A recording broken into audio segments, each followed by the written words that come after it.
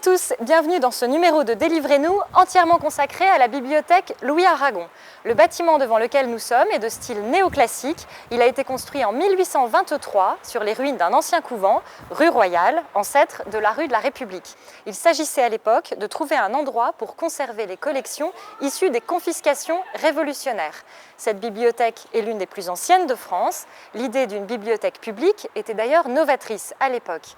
Les plans ont été réalisés par l'architecte François-Auguste Chessé, qui a également œuvré à l'extension du palais de justice, à la restauration de la cathédrale et qui a réalisé les plans de l'église Saint-Jacques à Amiens. Séverine Montigny, bonjour. Bonjour. Merci beaucoup de nous accueillir ici. Vous êtes Bienvenue. la directrice des bibliothèques du réseau Amiens Métropole. Alors, parlez-nous un petit peu de ce réseau et de ce qu'est la bibliothèque Louis Aragon dans ce réseau. Alors donc oui, vous vous trouvez à la bibliothèque Louis Aragon, qui est la tête du réseau des bibliothèques de l'agglomération.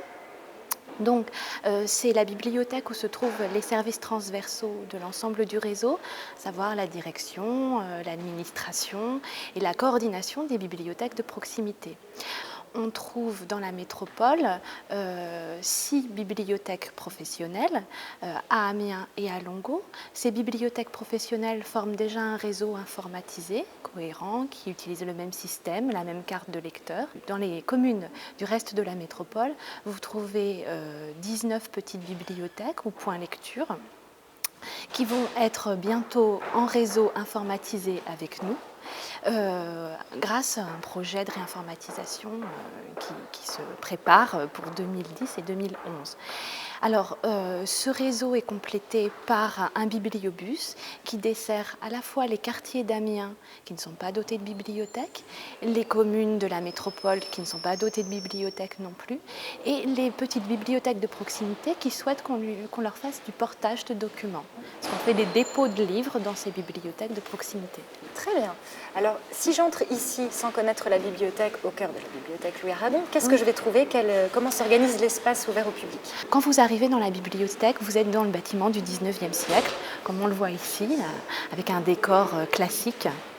Vous vous trouvez face à l'accueil central, où on peut vous renseigner sur le fonctionnement général de la bibliothèque. Si vous partez vers la droite, vous avez un espace de consultation des périodiques, où vous pouvez consulter librement les journaux, les quotidiens, les hebdomadaires et les mensuels les plus demandés, on va dire. Ensuite, si vous continuez encore sur la droite, vous arrivez à l'espace images et sons. Vous pouvez consulter et emprunter des disques et des films, et puis également des estampes, puisque nous avons une artothèque. Alors, depuis l'accueil central, si vous partez vers la gauche, cette fois-ci, vous vous trouvez dans cet espace qui est notre espace d'exposition, qui distribue 2 ailes de la bibliothèque. Alors, d'une part, à gauche, vous avez la salle de consultation des documents patrimoniaux. La bibliothèque Louis Aragon est une bibliothèque classée au titre des collections patrimoniales qu'elle conserve. Et si vous allez vers la droite, vous arrivez dans les espaces de lecture publique, avec d'une part la lecture publique adulte et la lecture publique jeunesse, avec des collections empruntables à domicile ou consultables sur place librement. D'accord. Combien de personnes travaillent sur le site Louis Aragon? Alors, on a entre 70 et 80 personnes qui travaillent ici à la bibliothèque Louis Aragon. Qui sont donc des employés d'Amiens Métropole. Tout à fait. Donc ça représente l'effectif majoritaire du personnel des bibliothèques d'Amiens Métropole, qui comprend, alors là je peux vous dire à l'unité près, 102 personnes. D'accord. Voilà. Après, si on compte également les bénévoles qui font fonctionner les petites bibliothèques de proximité, il faut ajouter une 60aine de personnes. D'accord. Voilà. Et parlez-moi de votre fonction de directrice du réseau. Alors, ma fonction comme directrice des bibliothèques, c'est justement de donner le plus de cohérence possible au service livre et lecture. Pour cela, on mène des projets du type de la réinformatisation dont je vous parlais tout à l'heure. Donc, quand toutes les bibliothèques seront informatisées avec le même système, on pourra unifier le signalement des collections, délivrer la même carte de lecteur dans l'ensemble du réseau, et les usagers pourront circuler à l'intérieur de l'ensemble du réseau sans contrainte, sans différence. Donc mon quotidien, c'est pas mal de travail administratif, la gestion du personnel, du budget et le suivi de grands dossiers tels que la réinformatisation. Et je garde toujours un œil sur la section patrimoine dont j'étais responsable par le passé. Voilà, et on va en parler un petit peu plus tard. Quels sont les différents métiers qui se côtoient ici? Alors vous avez des métiers assez variés. Donc déjà, il ne faut pas oublier qu'il n'y a pas que des bibliothécaires dans une bibliothèque. Vous avez par exemple un gardien, une équipe d'entretien. À la bibliothèque Louis-Aragon, il y a une dizaine d'agents qui s'occupent de l'entretien du bâtiment. Vous avez aussi une équipe administrative et c'est extrêmement important avec un équipement aussi important, qu'il s'agisse de la gestion du personnel ou de la gestion du budget. Et puis donc au sein des professionnels des bibliothèques, vous avez des gens qui assument des missions très différentes. Vous avez vu les gens qui s'occupent du bibliobus, donc Absolument. ce sont des bibliothécaires itinérants, Voilà, ambulants. ambulants. Vous avez des gens qui ont un travail beaucoup plus technique sur les collections patrimoniales par exemple. On a un encadreur qui encadre tous les documents que vous voyez dans les expositions.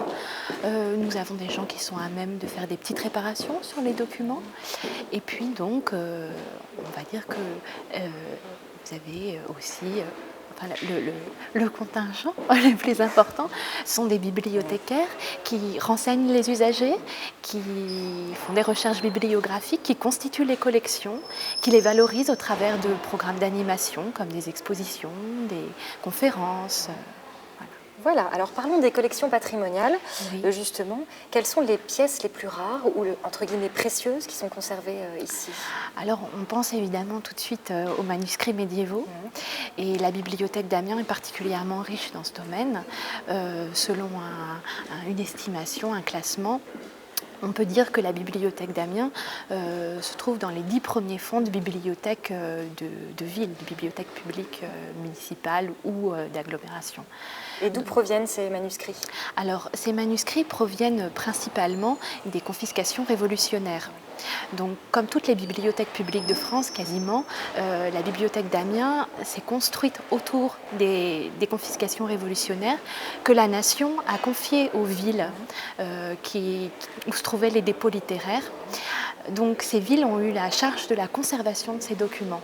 Et en rendre l'accès possible au public. Tout à fait. D'où la construction de bâtiments pour accueillir les collections et les usagers.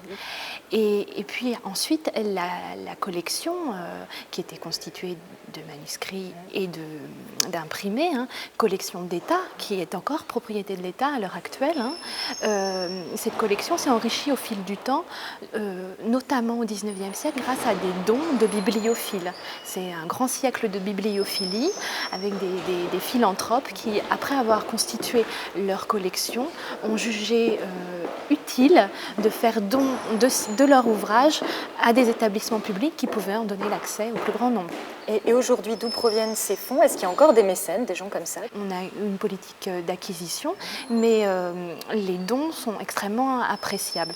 Alors, pour vous donner un exemple, concernant les collections patrimoniales, en 2009, nous avons eu le don d'un conservateur qui a commencé sa carrière à la bibliothèque d'Amiens en décrivant un fonds qui s'appelle le fonds Masson, constitué d'éditions de l'époque moderne, et lui-même est devenu bibliophile et collectionneur. Il est actuellement très malade et il donne ses collections. Voilà. Il nous a donné les livres qu'il a achetés dans la continuité de la collection qu'il avait cataloguée. Donc c'est aussi des moments assez touchants. Et puis je peux vous parler aussi de l'accroissement des collections non patrimoniales. On est actuellement là dans une exposition qui met en valeur les estampes d'Hiroko Okamoto que sa famille a donné à l'Artothèque des bibliothèques d'Amiens Métropole. Donc c'est la première fois que l'Artothèque bénéficie d'un don. Un magnifique don. Ces estampes seront destinées soit au prêt, comme toutes les autres estampes de l'Artothèque, soit à une exposition itinérante. On va en conserver une dizaine groupées pour le prêter ensemble. Voilà. Au niveau du travail de restauration, est-ce que ça se passe ici? Est-ce que ça se passe ailleurs en amont? Comment ça marche? Alors ici, on est en mesure de faire des petites réparations. Donc c'est ce qu'on appelle la conservation préventive, c'est-à-dire quand un dos est un petit peu abîmé ou comblé un peu des feuillets. Mais on n'a pas de restaurateur ici. Donc lorsque l'on souhaite restaurer un document, on doit le confier à un prestataire extérieur.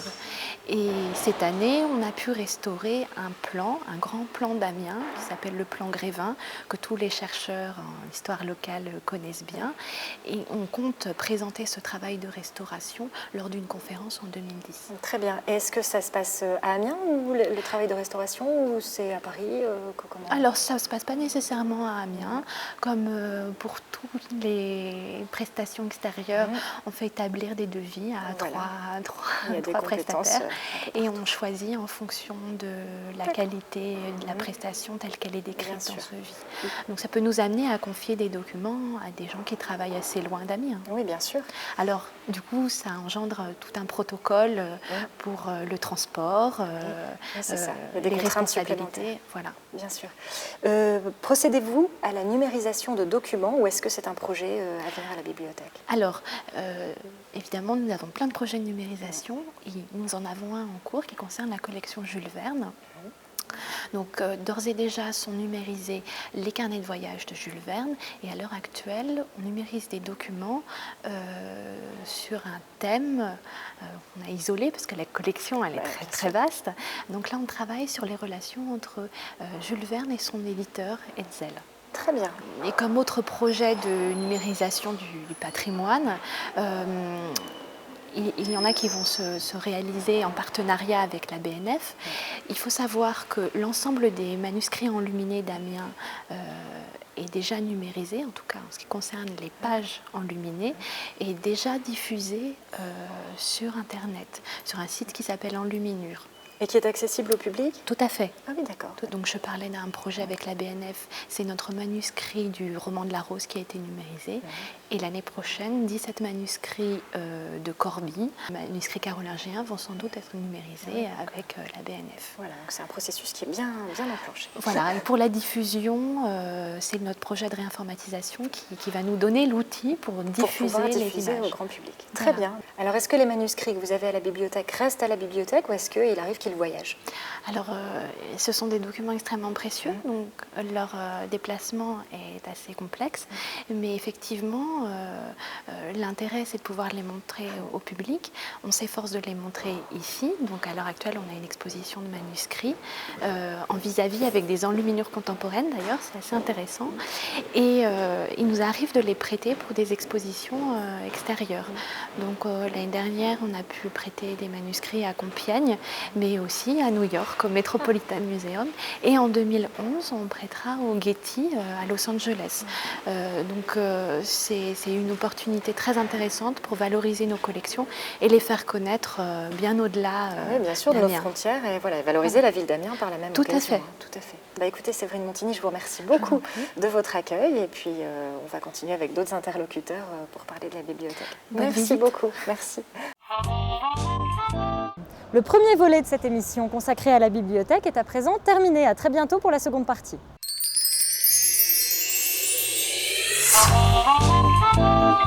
Oh